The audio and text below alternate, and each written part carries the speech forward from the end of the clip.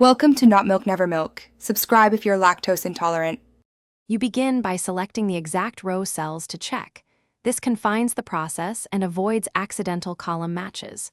Once you have the range, make a quick duplicate sheet or backup to protect original values.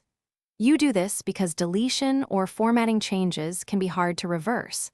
Make sure there are no stray blank cells that could break a formula.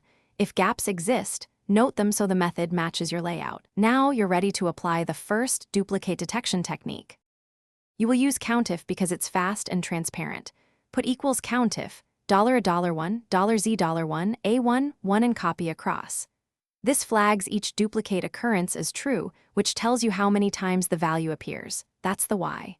Once done, apply conditional formatting using the same formula to highlight duplicates visually. This helps you spot clusters at a glance. If you need partial matches or multiple conditions, switch to match or COUNTIFs.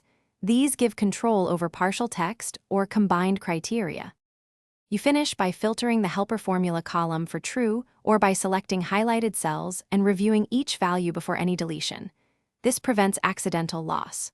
When you're confident, use Excel's remove duplicates set to operate across the selected row only, which permanently keeps first occurrences and drops subsequent ones. If something goes wrong, check for invisible differences like trailing spaces, inconsistent casing, or non-printing characters. Use trim, upper/lower, or clean to normalize data, then repeat the detection step. Thanks for watching. If this was helpful, leave a like and consider subscribing. See you next time.